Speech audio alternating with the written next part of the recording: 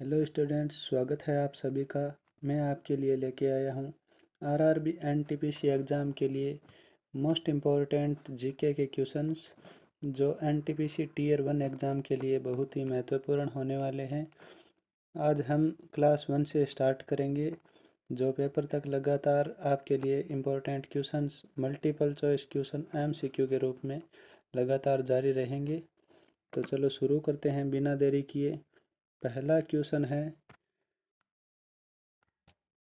सबसे हल्की अक्रिय गैस कौन सी है?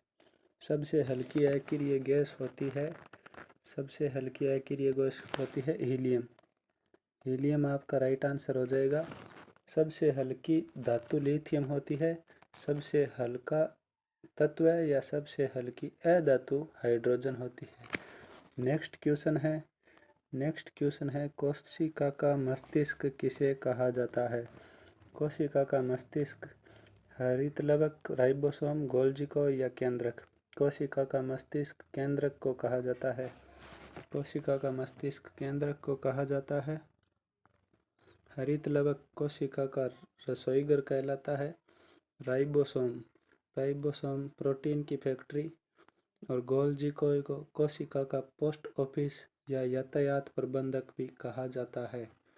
नेक्स्ट क्वेश्चन, टमाटर का लाल रंग किस वर्णक के कारण होता है?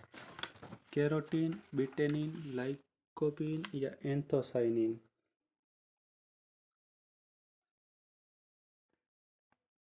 इसके बाद में कैरोटीन के कारण गाजर का लाल रंग होता है।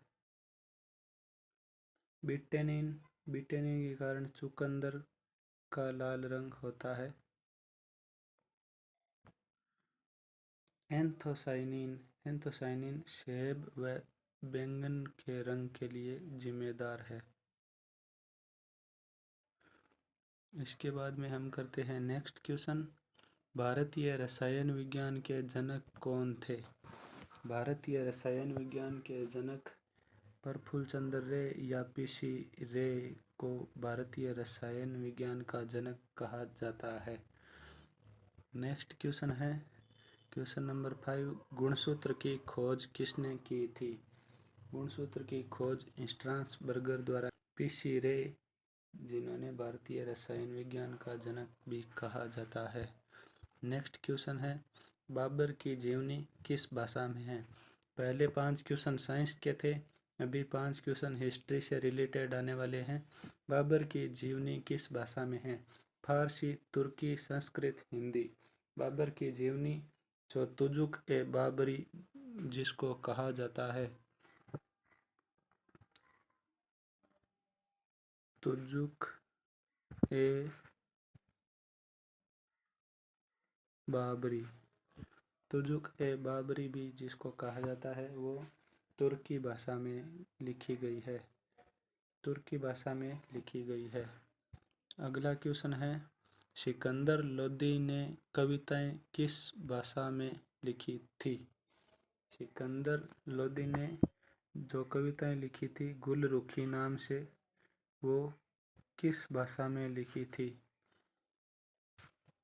फारसी, तुर्की, हिंदी, इटालियन? सिकंदर लोदी ने फारसी भाषा में लिखी थी। नेक्स्ट क्वेश्चन है, पानीपत का प्रथम युद्ध कब हुआ था? पानीपत का प्रथम युद्ध 1764, 1757, 1526, 1191? पानीपत का प्रथम युद्ध 1526 में हुआ था। उसके बाद 1757 प्लासी का युद्ध, 1764 बक्सर का युद्ध और 1191 में तराइन का प्रथम युद्ध मोहम्मद गोरी और पृथ्वीराज चौहान तृतीय के बीच में लड़ा गया था। फरीद किस शासक का उपनाम था? फरीद किस शासक का उपनाम था? सिकंदर लोदी, शेरशाह सूरी, अकबर द्वितीय या जहांगीर? फरीद किस शासक का उपनाम था? फरीद शेरशाह सूरी का उपनाम फरीद था, जिसने चौसा के युद्ध में हुमायूं को हराया था। नेक्स्ट क्वेश्चन है, दिल्ली का पुराना किला किसने बनवाया था? दिल्ली का लाल किला शाहजहां ने बनवाया था, लेकिन दिल्ली का पुराना किला किसने बनवाया था? अकबर, जहांगीर, शेरशाह सूरी, हुमायूं, शाहजहां? इनमें से किसने बनाया था? दिल्ली का पुराना किला शेरशाह सूरी ने बनवाया था शेरशाह सूरी।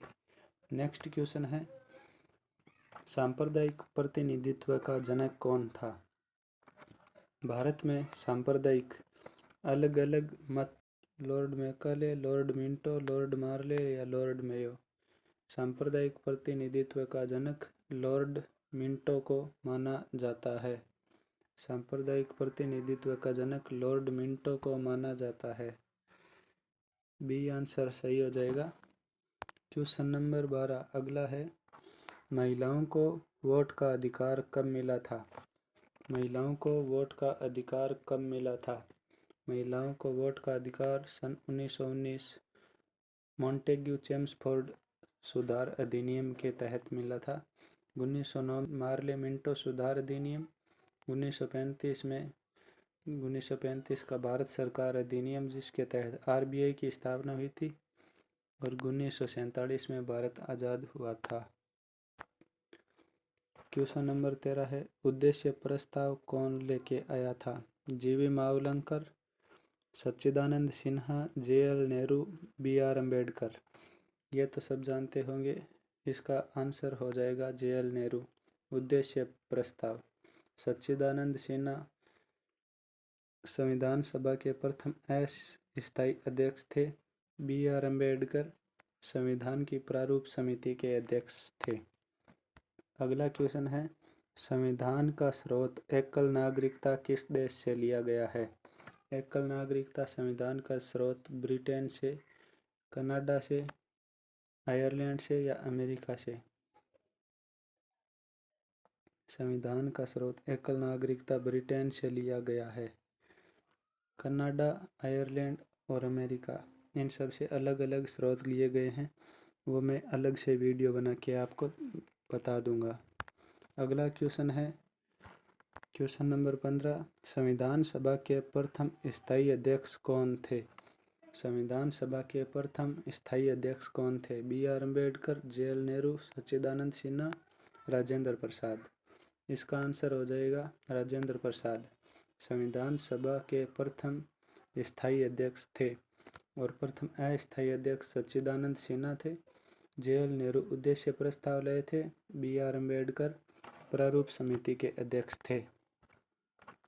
अगला क्वेश्चन है, पोर्ट ब्लेयर किस केंद्र शासित प्रदेश की राजधानी है? पोर्ट ब्लेयर किस केंद्र शासित प्रदेश की राजधानी है? पोर्ट ब्लेयर अंडमान और निकोबार द्वीप समूह की राजधानी है। जम्मू कश्मीर की श्रीनगर, दमन दीव और दादरा नगर हवेली, दमन और लक्षद्वीप की कवाराती। अगला क्वेश्चन है, जोजिला दर्रा किसे जोड़ता है? जम्मू लद्दाख, जम्मू श्रीनगर, लेह और श्रीनगर, श्रीनगर और पाक। तो जोजिला दर्रा जोड़ता है जम्मू और लद्दाख को। अगला क्वेश्चन है, क्वेश्चन नंबर 18, लद्दाख कितने देशों से अंतर्राष्ट्रीय सीमा साझा करता है? लद्दाख कितने देशों से अंतर्राष्ट्रीय सीमा साझा करता है? लद्दाख 3 देशों से अंतर्राष्ट्रीय सीमा साझा करता है, अफगानिस्तान, पाकिस्तान और चीन। अगला क्वेश्चन है, नवीन जलोढ़ मृदा से बने मैदान कहलाते हैं। नवीन जलोढ़ मृदा से बने मैदान को क्या कहा जाता है? नवीन जलोढ़ मृदा से बने मैदान को खादर कहा जाता है। पुरानी जलोढ़ मृदा से बने मैदान क्या कहलाते हैं? पुरानी जलोढ़ मृदा से बांगर, खादर, तेराई, बाबर। पुरानी जलोढ़ मृदा से बने मैदान को बांगर कहा जाता है। अगला क्वेश्चन, तो आज की ये क्लास यहीं पे होती है समाप्त। कैसे लगे आपको क्वेश्चंस आपको ज़रूर बताना है। ऐसे ही महत्वपूर्ण एमसीक्यू के लिए आपको मेरे channel like, share, comment, subscribe ज़रूर करना है। कमेंट करके आपको ज़रूर बताना है क्वेश्चंस कैसे थे। ओके, जय हिंद, जय भारत।